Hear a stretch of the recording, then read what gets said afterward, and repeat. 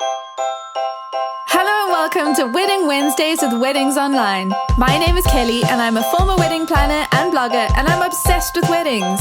If you're planning a wedding in Ireland, you're in the right place. You're going to learn the tried and tested methods to planning your dream wedding without the added stress.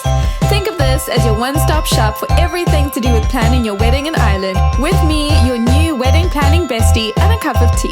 This is Wedding Wednesdays with Weddings Online.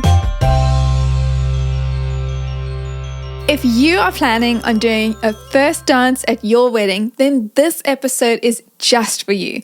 My name is Kelly and I'm the host of the Wedding Wednesdays with Weddings Online podcast. Today, I'm going to walk you through 7 common mistakes that couples make when it comes to their first dance so that you don't have to. Let's get started with mistake number 1, which is winging it. Now, unless you and your partner are both professional dancers and you dance together often, I don't recommend just arriving at your wedding day, choosing a song, and just going onto the dance floor and kind of hoping for the best. You have to remember that all eyes are on you and you want this moment to, at best, not be awkward. But, best case scenario, you have a moment that's really special and fun that people remember. Worst case scenario, it's incredibly uncomfortable. So this is what you can do instead. Set aside time to practice. Get comfortable with dancing with each other. If you can, get some help. It could be having somebody choreograph the dance for you. It could be that you have dance lessons with someone. It could be that you hire a professional to really pull this whole moment together for you. If that's not in your budget or it's not an option, it could be something like YouTube tutorials. Either way, wherever you're at and however important this moment is for you, you can kind of gauge how much energy you want to put into it based on that. But no matter what you do, if you are doing a first dance, make sure that you don't wing it. So practice, choose your song ahead of time, make sure you're comfortable, and you'll already be setting yourself up for success just in doing that. Mistake number 2, choosing a song without reading the lyrics. You would be surprised at how many people choose songs because they sound romantic and then they read the lyrics and realize that they are not. I'll give you an example in a moment.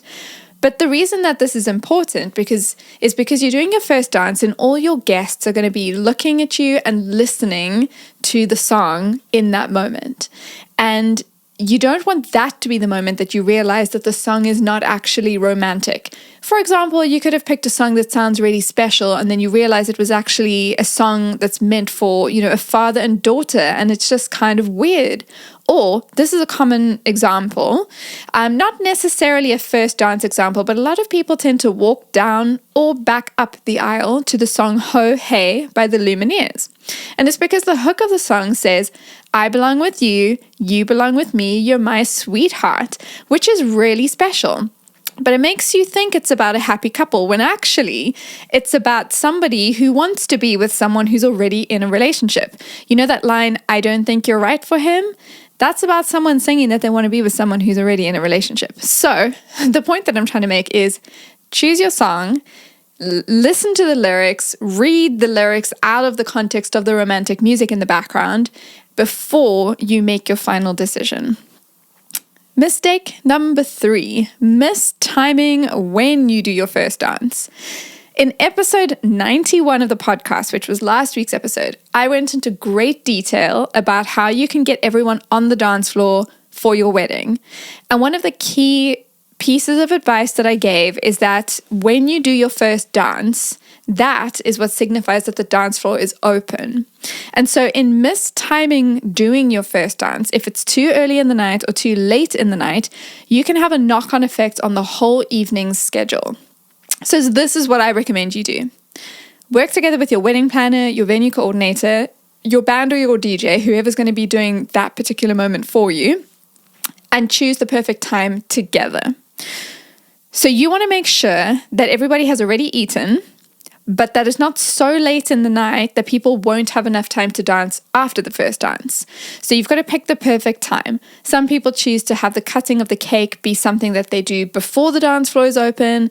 Other people will open the dance floor with the first dance, and then in 30 or 45 minutes after that, they will then do the cutting of the cake. There are a few ways that you can do that side of things, but the idea here is that when you do your first dance, everyone knows that dancing has begun. And they may be waiting and waiting and waiting for that to begin if you take too long to start. So work with the professionals to choose the correct time, but don't wait too long and don't go too soon. Mistake number 4, letting everybody stay seated. Now, if you give everyone the option to stay seated during your first dance, I know you think you're doing them a favor. You think that they'll be more comfortable. You might be thinking that the wedding photos will be really lovely because you won't have anyone in the background. But on that, I've seen some really amazing photos of a first dance where the background is literally the couple's guests. And I think that's really special. You've got photos of all eyes on you, photos of everyone else, taking their pictures and videos of that moment because it's so special. So I wouldn't be afraid of that. But the main reason that you want your guests up around the dance floor during this moment is because if you don't, it's going to be really hard to get them on the dance floor afterwards. So again, episode 91, I went into a lot of detail about how to coordinate the perfect moment to get everyone on the dance floor.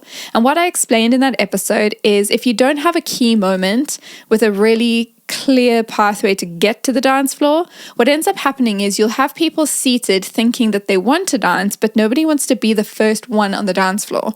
And it will take someone who's really bold and doesn't mind having 2 to 3 minutes of alone time on the dance floor with everyone staring at them before other people may or may not join them. So this is what you should do instead. When you do your first dance, get all your guests around the dance floor watching you. So during that moment, you know that you haven't wasted all that time practicing, choreographing the moment because everyone's looking, they can get a perfect view of the dance.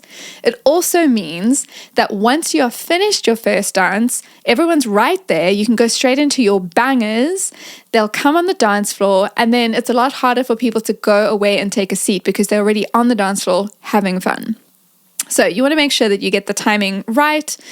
And you want to make sure that you don't let everyone stay seated. You want them standing around the dance floor. Okay, mistake number 5, choosing a song that's way too long.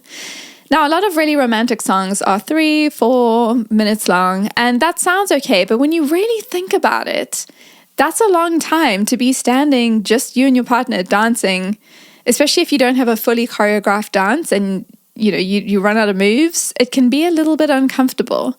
So this is what you should do instead. Have a portion of your dance that is somewhat choreographed, and that part is designed for people to really be watching you. I recommend that being the first verse and chorus of a song, which ends up being about 1 minute and 15 seconds to 1.5 minutes. And then the next part, you invite your wedding party to come up and join you. And what usually happens is other couples in the room will join you as well. And then you end up with about 2 minutes or so to 2.5 minutes of the whole experience of the first dance, which is a perfectly acceptable amount of time. You don't want it to drag on. You don't want people to be like, oh, we're so sick of this song. You want to kind of get them into the bangers sooner rather than later. What you would rather have people have is go, oh, I really like that song. I wish it didn't end, instead of, I wish they would finish the song. I'm done. So you want to make sure the song isn't too long, or at least even if the song itself is long, that you are timing how you do things and when you fade out of that song. Mistake number 6, getting drunk before the first dance.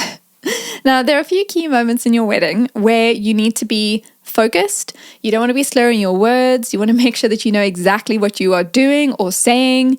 And a couple of those moments are things like when you're exchanging your vows, when you're making a speech, and of course, when you're doing your first dance. So this is what I recommend. During the meal, limit your drinks to 1 or 2 and have it be the same thing, like only drink wine, for example. And then if you need that liquid courage just before the dance, go for it. But don't go big until after the first dance. And that's when, save all the shots and the cocktails and everything for after you've done the first dance. And then all the moments where you need to be well presented and focused, you've already done those things. And then the final mistake is not working with your band or DJ. Now, to make your first dance as special as possible, it's important that you consult the professionals. If you don't, what could happen, as we've said already, is the timing could be completely wrong and you could even miss out on song choices that you didn't think about. So this is what I recommend you do. Have a conversation with your band or your DJ, whoever it is that's going to be there in that moment, whoever's opening the dance floor for you. Let them know when you're thinking of doing your first dance and what song you're thinking of using. Ask for their advice. So they may have advice on, the best time of the evening to do the first dance. They may have some suggestions. Your venue coordinator is another person whose opinion is really helpful in this moment. And then ask about the transition out of the first dance and into your first kind of banger song. Now, your DJ or your band will probably have some really helpful advice on exactly how to transition in that moment. And I highly recommend that you listen to what they say, and they'll be able to help you create a moment that flows really perfectly from the first dance into that banger, where everybody knows that they're invited on the dance floor, they can all dance, and they want to be there dancing with you. But the key thing is to include the professionals in the conversation so you don't make all the decisions yourself and possibly make the wrong decision, and it'll be too late to go back. So let's do a quick recap. The 7 mistakes that you want to avoid. The first one is winging it. Don't wing it. Take the time to prepare. The second one is choosing a song without reading the lyrics first. Third mistake is mistiming your first dance and having it either too early or too late in the night. Mistake number 4 is letting everybody stay seated because you really want them up on the dance floor as soon as you can, right after that first dance. Mistake number 5 is choosing a song that's too long, or at least not fading it out at the right time. Mistake number 6 is getting drunk before the first dance. And of course, mistake number 7 is not working with the professionals who can help make this moment even more special than it is. Well, thank you for listening today. The Wedding Wednesdays with Weddings Online podcast is produced by me, Kelly, and mixed, mastered, and edited by Glenn Hartman. For more wedding planning tips, advice, checklists, and more, visit weddingsonline.ie.